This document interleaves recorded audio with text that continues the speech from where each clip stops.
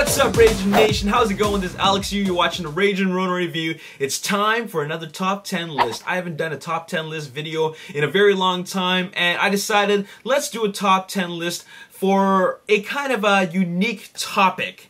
And I got my inspiration for this topic, this particular top 10 list, mainly because yesterday I posted a question on the Ragin Nation Facebook page, and that was, can you think of a sequel that you want to see get made but hasn't? And you guys came up with so many responses, a lot of similar responses, but still it was a lot of responses. And it got me thinking about some movies that I want to see get made but haven't been made. And this doesn't just include sequels, but also original films. So this is my top 10 list of films that I want to see get made, but haven't yet. Now, this can consist of films that the studios have thought about, but haven't made just yet, or they are films that the studios haven't even thought about at all. They haven't even considered it, okay? So this is my top 10 list right here. And we're gonna start off with number, okay, where the heck is my list? I had it written, I had it typed out, but I need to scroll through. Just give me a sec. Oh, here it is. Okay. Movie number 10 is Street Fighter. A good Street Fighter film. And we've seen Street Fighter films where Guile is played by Jean-Claude Van Damme, and I thought that was a terrible film. And then we had Street Fighter, The Legend of Chun-Li, and that was also a terrible film. They just can't seem to make a great live-action Street Fighter film. And not just a live-action Street Fighter film, but also other fighting game movies also suck. There was a Tekken movie, there was a King of Fighters movie, there was also a Dead or Alive movie, and they were all terrible.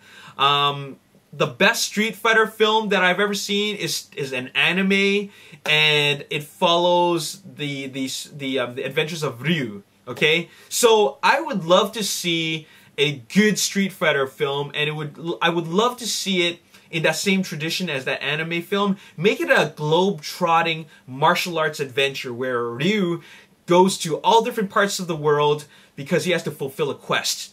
And I want Donnie Yen to be Ryu. That would be awesome. Now, I do realize that Donnie Yen isn't Chinese, but I don't know too many Japanese actors, okay? And I think that Donnie Yen, he has that look, and he can play Ryu really, really good. So that's what I want to see for number 10. Number 9. I want to see a G.I. Joe sequel, a live-action G.I. Joe sequel, but directed by Simon West. Simon West directed Con Air, and he directed The Expendables 2. And in some ways, Con Air and Expendables 2 kind of feel like a G.I. Joe movie in the realistic sense, mainly because you have all these different misfit ragtag group of characters, and each character has their own specialty. And I love that about the Expendables. I love that about Con Air, and I just feel that if Simon West can bring that flavor and that style of direction into a G.I. Joe sequel, that would totally work.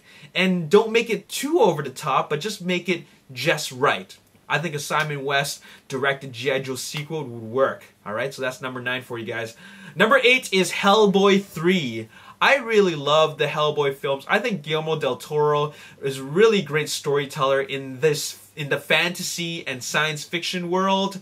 The movies don't make a whole lot of money, but they still make a decent amount, and also they're always really positively reviewed. And I love the character of Hellboy. I think that all of the Hellboy films, what's great about them is the character. And Ron Perlman plays it so great. And I'd love to see Guillermo del Toro make it into a trilogy. And make it soon because, well, Ron Perlman's getting a little bit old. And it's maybe he's got to make it in 6 or 7 years from now. Otherwise, yeah, there won't be any making of it anymore. So I would love to see Hellboy 3. I would love to see it as a trilogy. Alright, so there you have it. Number 7 is a movie based off an 80s cartoon. There was a cartoon that I really loved to watch as a kid, and that is called Inhumanoids. And I would love to see Inhumanoids directed by Guillermo del Toro, a live-action and humanoids movie. He already directed Pacific Rim, so we know he can handle big monsters, and he's been directing the Hellboy films, Hellboy 1 and 2, and we've seen him direct a lot of monster action. So he would be a great storyteller to tell the story of Inhumanoids, and I think it's just a matter of time. Someone just got to pitch it to the studios and tell the studios that Guillermo del Toro is the man to make it, to bring it to life, and I think he'll do a great job. All right, so there you have it. Number 6 is the Daredevil reboot. And 20th Century Fox originally had plans for a reboot to Daredevil. Unfortunately, they couldn't get the right script or the right writer. And what happened is that the license, or rather the rights to make Daredevil films for 20th Century Fox had expired, and then the ownership reverted back to Marvel. And which is really unfortunate, because I really want to see a Daredevil reboot, mainly because I felt that the Daredevil film with Ben Affleck, I felt that was a decent film. I didn't think it was a bad film. I think that it had a lot of potential, and it kind of missed the mark. But I love the concept of Daredevil, and I think that it could have been a much better film. So I would love to see a Daredevil reboot.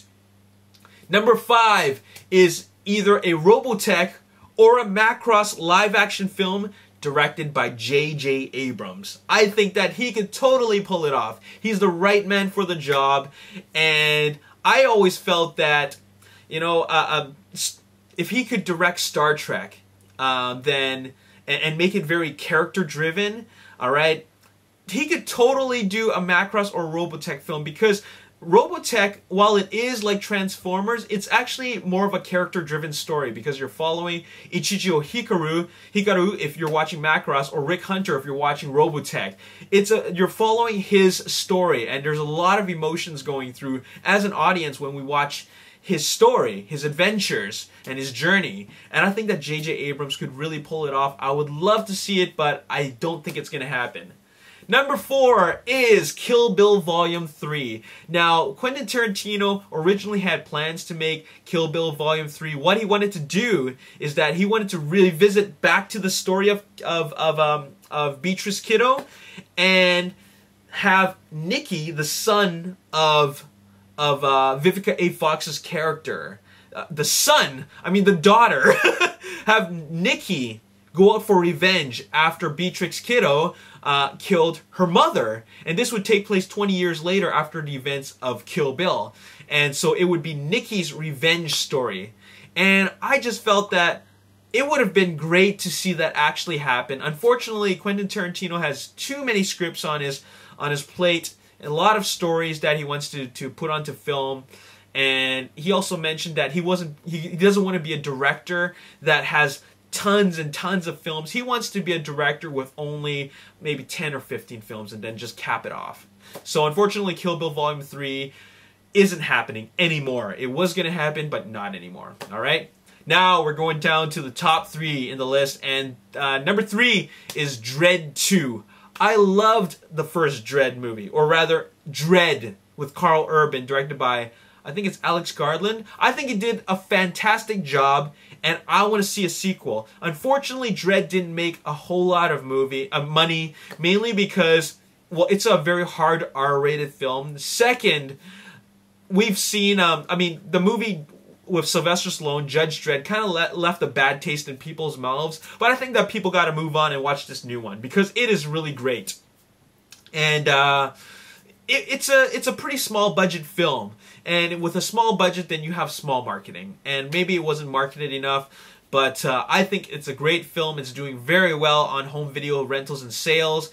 And with the petition going on for the Dredd sequel, I think that it can happen. I hope it happens. I really, really want it to happen. That would be great, because I want to see the continuing adventures of Dredd played by Carl Urban. He's the man. He's the man to do it. All right, so that's number 3. Number 2 is a live-action Gears of War adaptation directed by Len Wiseman. Len Wiseman directed Total Recall and also the first 2 Underworld films. Now, you're probably thinking, wait, why Len Wiseman? He's just an average director. All right, why would you want to get Len Wiseman? All right. Well, first of all, I will have you know that Len Wiseman, I think he makes great action sequences. Second, he has a lot of experience with science fiction and fantasy and visual effects, and he has made R-rated films. All right, and he knows how to handle gore. Like, he's no stranger to that sort of thing. It won't be much of a stretch if he made a Gears of War film, but the reason why I want Len Wiseman to do it is because you don't need a very great director for a Gears of War film. It's not a very deep story. It's a story about these locusts that come up from the ground, and essentially their invasion comes from the ground, from within the planet, not from above. It's not death from above where they have alien ships invade, come down onto the planet. It's the opposite. And I just feel that, you know, it doesn't need to be a complex story. It's really about these cogs battling the locusts, and that's really it. I mean, sure, you could wrap a more complex story around it, but you don't need a guy like Steven Spielberg or J.J. Abrams or Ridley Scott or Christopher Nolan directing something like a Gears of War movie. This is an action movie. It's an alien invasion action movie, and you don't need like a really great director for it. I think all you need is a director who knows how to tell a story and knows how to handle this type of genre. And I think the man for the job is Len Wiseman. Now, check this out. Screen Gems actually had Len Wiseman attached to make a Gears of War live-action adaptation. They actually had that like in development. Unfortunately, it fell apart. There was a lot of talks about making it happen. They said they were going to make it a hard R rating. They said they were going to make them use the chain sword or the chain guns, and they're going to slice locusts in half, and there's going to be a lot of gore. And it sounded great, but it didn't come to happen, and it's really unfortunate. I hope it happens one day, okay? Because I would love to see Gears of War live-action film. It's my all-time favorite Xbox game, and there you have it. That's Gears of War. I mean, that's number 2 for you, and it's a Gears of War live-action adaptation. Number one for my top 10 list of films that I want to see get made but haven't yet is Dune, directed by Peter Berg. I want Peter Berg to direct a new Dune reboot film, okay? And originally, Peter Berg was tapped to direct Dune, okay? And then that unfortunately fell apart, and then they had Pierre Morel as a director for Dune. Unfortunately, that also fell apart. But I felt that Peter Berg is the man for the job. After seeing Lone Survivor, after seeing movies like The Kingdom, I think he's the right man for the job. Now, the spin that I want on this Dune reboot is that I want it to be based off the video game of Dune, okay? It was a real-time strategy game where they had the Atreides against the Harkonnen, against the Ordos. 3 different factions all fighting for one thing, and that is the spice, all right? And it's a real-time strategy game, and make it into like a science fiction military movie with a little bit of a character-driven story, right? That would be cool. I would love to see all the vehicles that they have, and all the Fremen units, and there's so many different things they could do with this movie. There's so much potential there. There's so many like different things they could explore in this Dune universe. It's a very vast universe, and it's also a universe which is a very rich science fiction universe, and there's so many things they can do with it.